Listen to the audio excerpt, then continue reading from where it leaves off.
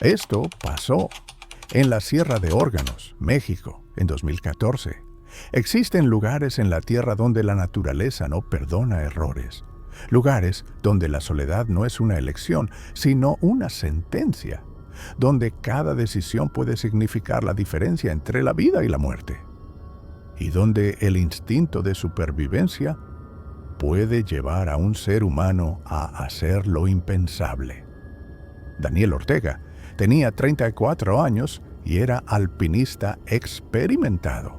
Había conquistado más de 20 formaciones rocosas desafiantes a lo largo de 10 años de escaladas.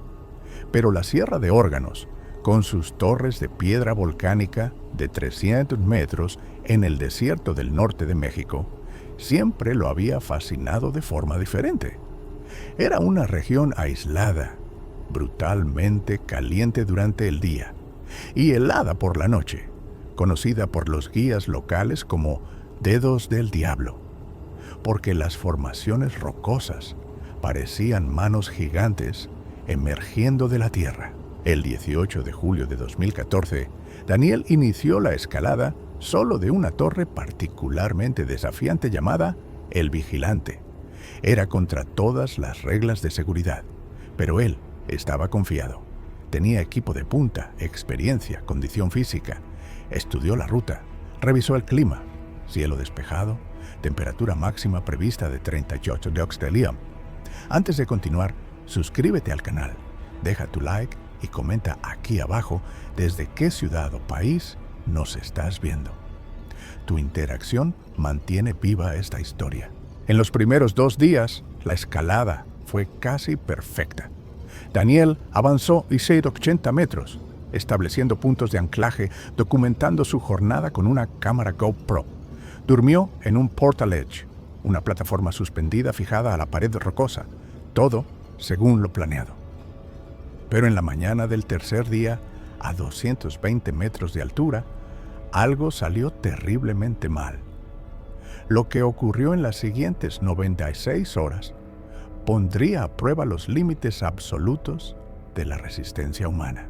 Y la decisión que Daniel fue forzado a tomar cambiaría su vida para siempre, si es que sobrevivía para contarla. Daniel despertó a las 5:30 de la mañana del tercer día.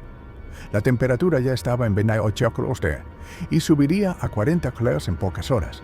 Él bebió agua de su botella de hidratación. Todavía tenía casi 2 litros. Comió una barra energética y comenzó a escalar. La ruta de aquel día incluía una travesía lateral difícil seguida de una chimenea vertical de 15 metros. A las 9:20, él estaba en medio de la travesía lateral cuando su mano derecha agarró una presa que parecía sólida. Él puso peso. La roca se desprendió. Ocurrió tan rápido que Daniel apenas tuvo tiempo de procesar. La piedra, un bloque de basalto de aproximadamente 80 kilos, se soltó de la pared. Daniel perdió el equilibrio. Su mano izquierda soltó el apoyo por instinto para protegerse de la roca que caía. Él despencó. La cuerda de seguridad se estiró violentamente después de 5 metros de caída libre. Daniel golpeó contra la pared rocosa con fuerza brutal. Su cuerpo giró y entonces, mientras intentaba estabilizarse, la piedra que se había desprendido cayó sobre él. No lo golpeó directamente. Si lo hubiera golpeado, lo habría matado instantáneamente. Pero la piedra cayó en un ángulo que la hizo alojarse en una grieta estrecha en la pared, exactamente donde el brazo derecho de Daniel estaba posicionado en aquel momento. La piedra prensó su antebrazo derecho contra la pared rocosa con fuerza aplastante. Daniel gritó. El dolor era cegador, insoportable. Él intentó jalar el brazo. No se movía. Intentó empujar la piedra. Era demasiado pesada. Estaba perfectamente encajada en la grieta, usando la propia gravedad y la geometría de la abertura para mantenerse en el lugar. Él estaba preso a 220 metros de altura, colgado en una pared vertical de roca, con el brazo derecho completamente inmovilizado. Las primeras horas fueron de negación. Daniel intentó de todo. usar las piernas para hacer palanca, golpear la piedra con su martillo de escalada, torcer el cuerpo en ángulos imposibles. Nada funcionaba. Cada movimiento causaba un dolor excruciante en el brazo preso. Su arnés de seguridad lo mantenía preso a la pared, pero la posición era torturante. Él no podía sentarse, no podía recostarse. Quedaba esencialmente colgado, con el peso distribuido incómodamente entre las piernas y el brazo preso. Cuando el sol del mediodía golpeó la pared rocosa, la temperatura se disparó. La roca absorbía el calor y lo irradiaba de vuelta. Daniel estimó que estaba en 45 grados o más. El calor era sofocante. Él sudaba profusamente, perdiendo líquidos preciosos. Bebió agua. Todavía tenía casi 2 litros. Si racionase, podría durar 3, quizá 4 días. Pero, ¿y después? Nadie sabía exactamente dónde él estaba. Había dejado un plan de ruta general en el poblado más cercano, pero no detalles específicos. Y él había dicho que volvería en una semana. Era el día 3. Faltarían al menos 4 días antes de que alguien empezara a buscarlo. En la primera noche, la temperatura cayó drásticamente, del calor abrasador de 45 grados versa a 8 grados. Daniel tembló incontrolablemente. No tenía saco de dormir. Estaba en su mochila base, en el suelo. Tenía apenas la ropa que vestía, pantalón de escalada, camiseta de manga larga y un chaleco ligero. Pasó la noche oscilando entre el frío penetrante y el dolor pulsante en el brazo. En el segundo día, el sol volvió con fuerza total. El ciclo brutal de calor extremo y frío intenso comenzaba nuevamente. Pero ahora Daniel notó algo nuevo. Su brazo derecho estaba perdiendo sensibilidad. Primero, hormigueo. Después, entumecimiento progresivo. La circulación estaba siendo cortada y entonces los urubus aparecieron. Daniel vio el primero alrededor de las 10 de la mañana, circundando alto, planeando en las corrientes térmicas que subían de la roca calentada. Grande, negro, paciente. En una hora había 5 de ellos, circundando, descendiendo gradualmente. Uno de ellos aterrizó en una repisa rocosa cerca de 10 metros arriba de Daniel. Inclinó la cabeza. Observó con los ojos pequeños y negros característicos. Esperó. Daniel gritó. Agitó el brazo libre. El urubu no se movió. Solo observaba. A lo largo del día, los urubus fueron quedando más atrevidos. Uno bajó hasta una repisa a apenas 3 metros de distancia.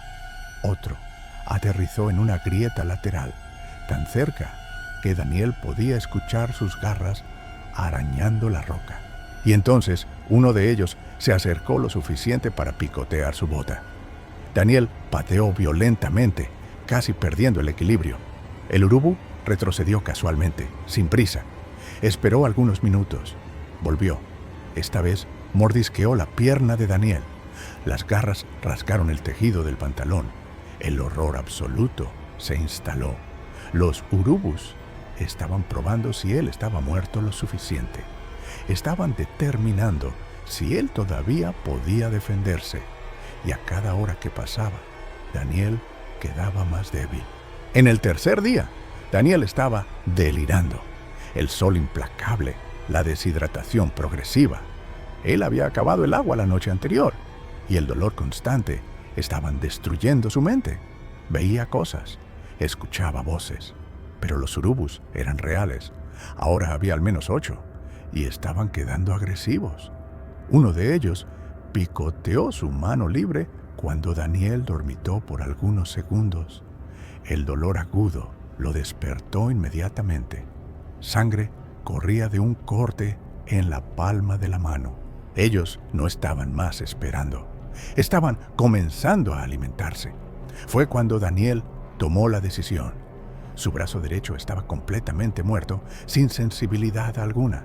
La piel había cambiado a una coloración morado oscura preocupante. Él sabía, necrosis, gangrena. Si quedase preso más 1 o 2 días, moriría de sepsis. O los urubus lo comerían vivo, pedazo por pedazo. Daniel tenía una faca multiuso en su cinto. Tenía un kit de primeros auxilios con gasas, vendajes y un torniquete de emergencia en su chaleco. Decidió que prefería vivir sin un brazo que morir con dos. Primero amarró el torniquete en el brazo derecho, lo más alto que consiguió, encima del codo. Apretó con fuerza máxima usando los dientes y la mano izquierda. Necesitaba cortar completamente el flujo sanguíneo. Después abrió la faca. Lo que ocurrió a seguir está más allá de cualquier descripción adecuada. Daniel comenzó a cortar a través de la piel del antebrazo, justo abajo del codo, donde todavía tenía algún acceso. La faca cortó la piel, después grasa, después los músculos.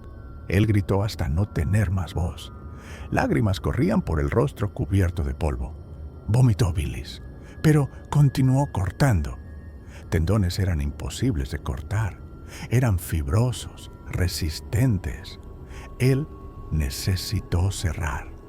El sonido era nauseante.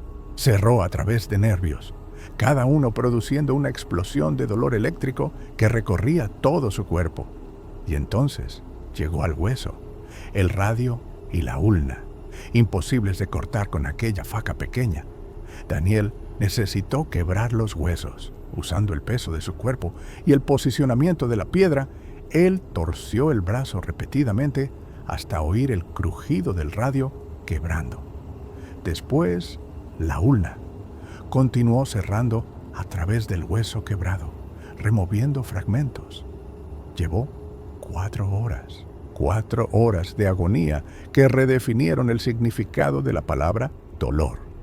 Cuando finalmente el brazo se soltó, Daniel casi desmayó, pero se forzó a permanecer consciente. Envolvió el muñón con toda la gasa que tenía, apretó, mantuvo el torniquete apretado. Los urubus observaban sus posiciones, esperando. Daniel usó su brazo izquierdo y sus piernas para comenzar a descender. Rappel con una sola mano. Cada movimiento era calculado, cada anclaje crítico. Él no podía errar.